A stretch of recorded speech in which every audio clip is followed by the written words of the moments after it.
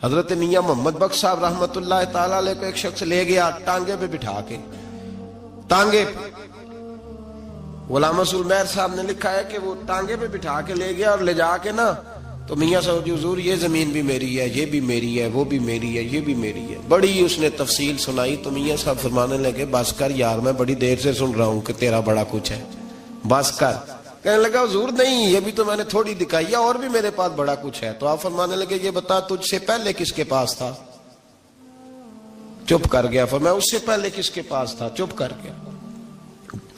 کیا خوب فرمایا، کیا درویشوں کا کہنے کا انداز ہے، کیا خوب رنگ ہے، اور تشبیہ کس طرح کی اعلیٰ دیتے ہیں۔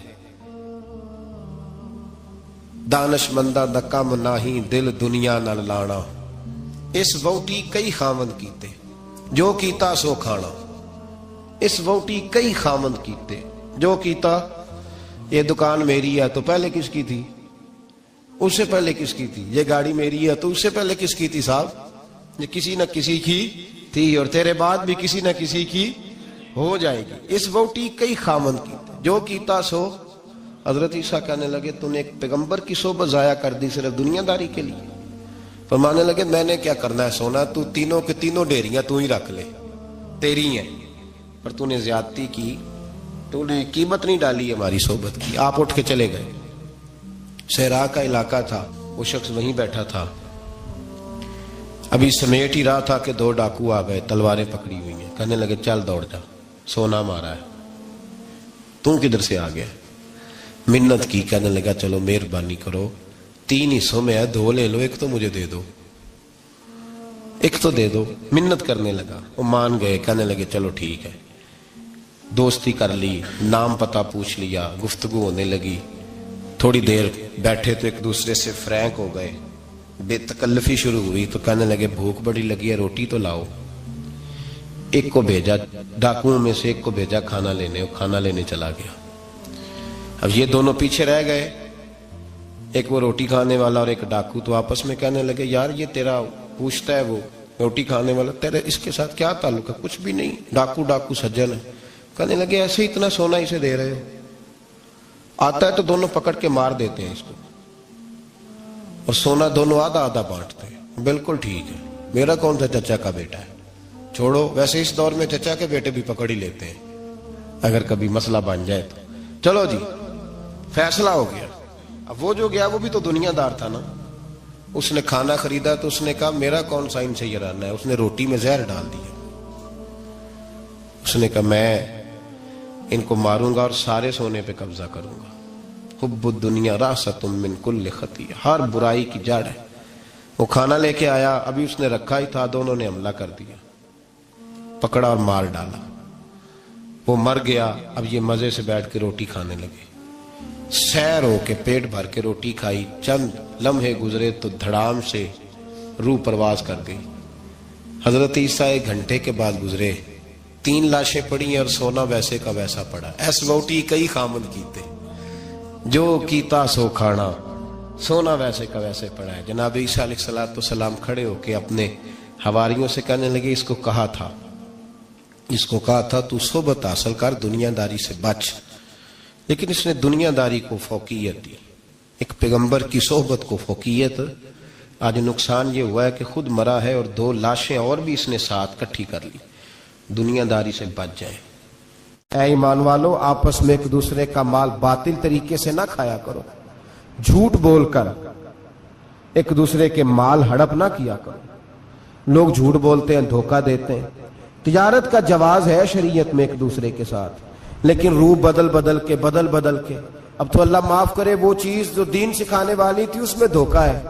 درویش بن کے آتے، کہتے ہیں بابا آیا بھائی، بابا سارا کچھ جانتا ہے، اور بابے اللہ خیر کرے ایسے ایسے ملتے ہیں جو بچے آ کہتے ہیں انہیں سارا کچھ ہی بتا دیا جی میرا، اور سارا کچھ ہی بابے نے بتایا۔ بابا آیا تھا تو کہہ رہا تھا تو ایسے بھی کرتا ہے تو ایسے بھی، تو جاتی دفعہ کیا ہوا ہے؟ جاتی دفعہ بابا جیب صاف کر گیا ہے۔ ایسا دجل ہے، فریب ہے، فراڈ ہے۔ اب تو چلو قوم سیانی ہو گئی ہیں، ورنہ کئی بابے تھے جو سونا دگنا کیا کرتے تھے، سنے ہوئے نا آپ حضرات؟ سونا دگنا کرتے کرتے وہ جو 1% تھا وہ بھی ساتھ ہی لے گئے۔ دجل کا مظاہرہ ہے، فریب ہے۔ بہت سارے لوگ اپنی باتوں کے زور پہ دھوکہ دیتے ہیں. میرے نبی پاک صلی اللہ علیہ وسلم نے فرمایا مومن نرم دل ہوتا ہے, رقیق القلب ہوتا ہے.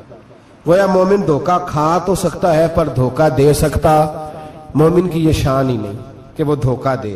اس کا ایمان یہ گوارا ہی نہیں کر سکتا, اس کی روحانیت میں اتنی طاقت ہی نہیں کہ وہ دھوکہ دے. کیوں؟ اس لیے کہ نبی پاک صلی اللہ علیہ وسلم نے فرمایا جو دھوکہ دے وہ ہم میں سے ہے ہی نہیں.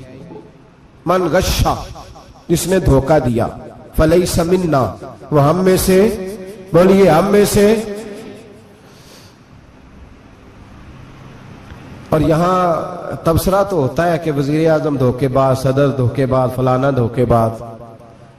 تو جس ریڑھی والے نے سامنے آم صحیح لگائے ہوئے ہیں موٹے موٹے اور اندر اس نے سارا کچھ ہی رکھا ہوا ہے, تو وہ دھوکے باز نہیں؟ جو دکھا رہا ہے وہ دے گا بھی کہ نہیں؟ تو اس نے دکھانے کے لیے چیز اور رکھی ہوئی ہے اور دینے کے لیے, تو یہ دھوکہ نہیں؟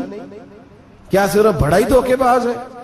جس دکاندار نے بڑی ملمہ سازی کی ہے, لمبی چوڑی لائٹیں لگائی ہیں, بڑا اس نے سجا کے سوار کے تیار کر کے ہر شے رکھی ہے, اور جھوٹ کی نگری میں وہ لوگوں کے ساتھ لوٹ رہا ہے, ان کی آنکھوں کو چندھیا کے, وہ دھوکے باز نہیں؟ بالکل جائز کمائی کر رہا ہے. نبی پاک صلی اللہ علیہ وسلم نے فرمایا چیز جب تم بیچو تو اس کی زیادہ تعریف نہ کرو. جب چیز بیچو تو جو اس کے اندر نقص پایا جائے وہ گاہک کو بتاؤ. اگر تم وہ نہ, یہ ابن ماجہ کی حدیث ہے, فرمایا اگر تم نے چیز کا عیب گاہک کو نہ بتایا تو اللہ تم سے ہمیشہ ناراض رہے گا اور فرشتے تم پر لعنتیں برساتے رہیں گے. حضرت واصلہ بن اسکے رضی اللہ تعالیٰ عنہ حضور کے صحابی ہے. اللہ اکبر. اچھا پھر عجیب تماشا ہے, لوگوں کا چیز خریدنے جاتے ہیں تو نقص نکالتے ہیں, اور جب بیچنے جاتے ہیں یہ ناراض نہ ہوئیے گا, یہ نیچے سے لے کے اوپر تک, چھوٹے سے لے کر بڑے تک, جو بھینس بیچنے جاتا ہے وہ بھی 4 دن اس کا دودھ نہیں دھوتا, کہتا ہے منڈی والا چوئے گا. جس دن دودھ دھوئے گا اس دن نکلے گا 25 کلو, اور جب گھر جائے گا تو یہ تو میرا خیال دھوکہ نہیں. اس کو پوچھتے ہیں کیا بنا, کہتا ہے اللہ نے سونی روزی دی ہے. تو کر کے کیا ہے تو؟ دھوکہ, فریب, فراڈ, دھوکے بازی. لوگ بڑوں کے بارے میں تو زبانیں کھل جاتی ہیں, بڑی باتیں ہوتی ہیں, تو اپنی صفائی کون دے گا؟ اپنے اوپر کون؟ میں کسی کی حمایت نہیں کر رہا, یہ بھی جلدی درجہ آ جاتا ہے فٹافٹ, 1 منٹ میں لوگ کہہ دیتے ہیں کہ محبت تو سیاست کا چلن چھوڑ دیا, ہم اگر عشق نہ کرتے تو حکومت کرتے. وہ معاملہ الگ ہے, لیکن مسئلہ یہ ہے میرے بھائی کہ دھوکے بازی ہر ایک کے لیے اسی طرح حرام ہے, ہر ایک کے لیے جس طرح کے اس کا حکم موجود ہے. حضرت واصلہ بن اسکے رضی اللہ تعالیٰ عنہ صحابی تھے, ان کے پاس ایک شخص گیا, اس نے جا کے نا تو ان کے گھر سے اونٹنی خریدی. امام بہقی نے لکھا ہے جب خرید کے لائے تو رستے میں ان کے بیٹے نے بیچی یا گھر کے کسی اور فرد نے جب خرید کے لائے تو جناب واصلہ بن اسکے رضی اللہ تعالیٰ عنہ کی ملاقات ہوئی. تو آپ پوچھنے لگے بھائی یہ تو اونٹنی میری ہے, میرے گھر سے خرید کے لائے ہو؟ کہا ہاں. فرمانے لگے تم نے کیا کرنا ہے اونٹنی کا؟ بک گئی, ٹھیک ہو گیا, ہوش میں عقل میں خرید کے لایا, بات ختم ہو گئی. بلکہ ہم تو کہتے ہیں, وہ لکھا ہوتا ہے دکانداروں نے, خریدا ہوا مال واپس. واہ جی واہ, یہ کس کا فتویٰ ہے؟ یہ خریدا ہوا مال واپس کس کا فتویٰ ہے؟ یہ ساڈا اپنا. کہتے ہیں ایڈا اوکھا تینوں مڑیا تو پھر لے کے آ گیا. ایڈیاں گلاں سنا کے, ایڈا سیاح سیل مین سی, انہیں ترلے لینے, ساتاری انہیں تعریف کی ہے, تو انہوں بڑا سونا لگے گا. پھر تیرے گلے میں ڈالا ہے, بڑی مشکل سے مڑا ہے تجھے, اور تو پھر لے کے آ گیا. اور شام کو کہتا الحمدللہ میں نے بڑے پیسے کمائے, لا حول ولا قوت الا باللہ. سارا دن جھوٹ بولا, فریب کیا, اس پہ اللہ کا شکر ادا کرا. بندہ لے کے آ رہا ہے ان کے گھر سے, کہاں سے خریدی؟ تو صحابی کہنے لگے آپ کے گھر سے. فرمایا میری اونٹنی ہے, لیکن تمہیں اس کے عیب کا پتہ ہے؟ او بھائی یہ دھرتی پہ بسنے والے لوگ تھے, یہ میرے نبی پاک کے تیار کیے ہوئے تھے, تمہیں پتہ ہے اس اونٹنی کے عیب کا؟ کہ یار تو عجیب آدمی ہے, کوئی عیب بھی بتاتا ہے اپنے جانور کے. فرمانے لگے چل تو یہ بتا, گوشت کھانے کے لیے خریدی ہے یا سفر کرنے کے لیے؟ کہا میں نے تو اس پہ بیٹھ کے حج کرنے جانا ہے. فرمانے لگے چل بھی میرے ساتھ واپس آپ پیسے لے لے, گوشت کھانے کے لیے اچھی ہے, دودھ دینے کے لیے اچھی ہے, پر یہ سفر کے لیے اچھی نہیں, تیرے کام نہیں آئے گی. اب وہ صحابی ساتھ ساتھ چل رہے ہیں اور کہنے لگے یار میں نے خرید لی تھی, پیسے دے دیے تھے, مرضی سے سودا کیا تھا, میں نے پوچھا بھی نہیں تھا سفر کی کیسی ہے, تو نے یہ کیوں کیا؟ تو حضرت واصلہ رونے لگے, فرمانے لگے کیا کروں, میں رسول اللہ کا غلام ہوں, کیا کروں, نبی پاک کا غلام. رونے لگے, فرمانے لگے میرے مصطفیٰ کریم علیہ السلام نے فرمایا فرشتے لعنت کریں گے اگر تو ایبی چیز بیچ ڈالے گا. کیا کروں, نوکر اس گھر کا ہوں, جس گھر کی نوکری مجھے دھوکے کی اجازت ہے, میں اس گھر کا نوکر ہوں, مجھے اجازت نہیں دیتی, مجھے ہم کہتے ہیں جی میرا مالک کہتا ہے, تو اپنے مالک کی چھوڑ, تو کونین کے مالک کی مان, تو اپنے مالک کی چھوڑ, تو عرش کے مالک کی مان, تو چھوڑ دنیا دار مالک کی, اس مالک کی مان جس نے تجھے پیدا کیا ہے, تجھے رزق دیتا ہے. دنیا کے مالک کی بات کر رہا ہے. میرے نبی پاک صلی اللہ تعالی علیہ وسلم باہر نکلے, رات کو مدینے میں ٹھنڈی ہوائیں چلی ہیں, رم جھم برکھا برسی ہے, مدینہ سارا ٹھنڈا کر گئی ہے, پہلے ہی بڑا ٹھنڈا ہے, پر خدا کے کرم سے مدینے میں اور ٹھنڈک ہوئی. حضور سویرے نکلے, بازار میں گئے, غلے کا ڈھیر پڑا ہے, نبی پاک کی نظر پڑی, حضور پہنچے تو غلے کا ڈھیر ہے, سارا خشک ہے. محبوب نے فرمایا رات کو بارش ہوئی ہے, تیرے غلے میں پڑی نہیں, تیری گندم خشک رہ گئی, رات اتنی بارش ہوئی. نبی پاک پردہ پوش ہے کہ نہیں؟ بولے سارے. میرے اعلیٰ حضرت فرماتے ہیں قیامت میں ہمارے عیب چھپیں گے تب جب مصطفیٰ اپنی چادر میں چھپائیں گے. وسعتیں دی ہیں خدا نے دامن محبوب کو, عیب کھلتے جائیں گے اور وہ چھپاتے جائیں گے. حضور پردہ پوش ہے نا, لیکن دھوکے باز کی نبی پاک پردہ پوشی نہیں کرتے, جو دھوکہ دے. اگرچہ اس صحابی کے بارے میں محدثین نے یہ لکھا ہے کہ وہ دھوکہ نہیں دینا چاہ رہے تھے, ان کو ابھی اس مسئلے کا پتہ ہی نہیں تھا. جب پتہ چلا تو پھر دوبارہ انہوں نے یہ کام نہ کیا. اللہ کے حبیب صلی اللہ علیہ وسلم پہنچے, فرمایا تیرے غلے پہ, تیری گندم پہ بارش ہی نہیں ہوئی. حضور نے اپنی آستین کو چڑھایا, بازو اوپر کیا, اور حضور نے غلے کے اندر ہاتھ ڈالا. اندر سے جا کے حضور گیلی گندم اٹھا کے باہر لائے, اور نبی پاک صلی اللہ علیہ وسلم نے فرمایا یہ کیا ہے؟ جب ان کی گردن جھکی تو میرے مصطفیٰ نے فرمایا سنو, من غشا فلیس منا, جو دھوکہ دے میں اسے اپنی امت میں شامل نہیں کرتا. تو ہم میں سے نہیں ہے جو دھوکے دے, فریب کرے, مکر کرے, دجل کرے, فراڈ کرے, بے ایمانی کرے, تھوڑے سے نفع کے لیے, تھوڑے سے. اب تو لوگ ہنستے ہیں, دھوکے پہ مسکرایا جاتا ہے. گوالے سے پوچھا, دودھ بیچنے والے سے, اور یہ صرف دودھ بیچنے والے کی بات نہیں, سب کا ہی رنگ نرالا ہے, سب کا ہی انداز نرالا, سب ہی تعریفیں کر رہے ہیں اپنے مال کی. سارے وہ گزر گئے لوگ. امام اعظم ابو حنیفہ رحمت اللہ علیہ, ذرا بادل ہوتے تھے تو کپڑے کی دکان تھی, بند کر دیتے تھے دکان, فرماتے تھے گاہک کو صحیح نظر نہیں آئے گا تو کہیں ایسی چیز نہ خرید کے لے جائے جس کی اسے پوری خبر نہ ہو.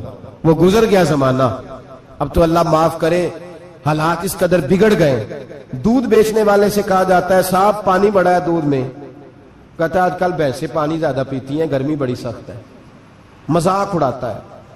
ایک چوری, اوپر سے اس کا اظہار اعلانیہ. میں نے ایسے لوگ بھی اپنے کانوں سے سنے ہیں جو گوالے سے کہہ رہے ہیں, دودھ بیچنے والے سے, صاحب اور یار پانی ڈالنا ہوتا ہے تو صاف تو ڈال لیا کر, تو گندی ندی کا پانی ڈال کے لے آتا ہے. کہتا ہے ٹھیک ہے جناب, آج کے بعد. شرم نہیں آتی یہ باتیں کرتے؟ خدا کی دھرتی پر کھڑے ہو کے اللہ کے قانون کو چیلنج کرتے ہیں لوگ, اعلانیہ گناہ کرتے ہیں, اعلانیہ سرے عام, کوئی پوچھنے والا نہیں. حیا ختم ہو گئی, دل سے یہ سوچ ختم ہو گیا کہ ہم کیا گفتگو کر رہے ہیں. بڑے بڑے رنگ ہیں, بڑے بڑے انداز ہیں لوگوں کے. حضرت ابو ہریرہ رضی اللہ تعالیٰ عنہ کھڑے تھے تو ایک آدمی دودھ میں پانی ملا رہا تھا. حضرت ابو ہریرہ کی چیخیں نکل گئی, رو پڑے. لوگ کٹھے ہوئے, کہنے لگے حضور آپ کو کیا ہوا؟ وہ پانی ملانے والا بھی آ گیا, حضور آپ کیوں رو رہے ہیں؟ فرمایا قیامت کے دن تجھے جو سزا ملے گی وہ سزا یاد کر کے میری آنکھوں میں آنسو آ گئے. تجھے جو سزا ملے گی میری آنکھوں میں آنسو آ گئے. حضور کیا سزا ملے گی؟ تو حضرت ابو ہریرہ رضی اللہ تعالیٰ عنہ فرماتے ہیں یہ دودھ رب تیرے سامنے رکھے گا اور تجھ سے اللہ فرمائے گا چل اس سے پانی علیحدہ کر. اللہ تجھے سزا دے گا. میں ایک شخص کی مثال دے رہا ہوں لیکن اس سے مراد صرف گوالہ نہیں, یہ بات بڑی دور تک جاتی ہے, بڑی دور تک جاتی ہے, بڑی دور تک. یہاں جس کے ہاں سے دودھ خریدا جاتا ہے وہ تو جب بھینس کا دودھ دھونے لگتا ہے تو پہلے ہی پانی رکھ لیتا ہے, اللہ ماشاءاللہ. یہ کئی گھروں سے نقص واقعہ ہو کے آتا ہے, ایک جگہ پہ نہیں ہے, یہ بڑی دور تک حالات بگڑے ہوئے. حضرت ابو ہریرہ فرمانے لگے رب کریم قیامت کے دن تجھ سے فرمائے گا چل علیحدہ کر, دودھ سے پانی بتا کر لے گا. کہنے لگا حضور ڈالا تو جا سکتا ہے, نکالا نہیں جا سکتا. فرمانے لگے پھر تیرا دوزخ سے نکلنا بھی مشکل ہے. تو دے بچوں کو کما کے کھلا, موج کر. اب تو یہاں تک تماشا لگ گیا ہے. میں ایک رپورٹ پڑھ رہا تھا, کراچی میں ایسی بھی دکانیں پکڑی گورنمنٹ نے کہ جہاں دودھ کے اندر کیمیکل ملایا جاتا ہے گاڑھا کرنے کے لیے, اور اس کیمیکل نقصان یہ ہے اس کیمیکل کا کہ وہ کینسر کا باعث بن رہا ہے. 2 کلو دودھ کی خاطر قتل کر دیا ایک انسان کو, 200 400 500 کی خاطر مار دیا بیماری لگا کے, بچے یتیم کر دیے, عورتیں بیوہ کر دی, گھر اجاڑ دیے تھوڑے سے دھوکے کے لیے, اتنی سی دنیا داری اکٹھی کرنے کے لیے.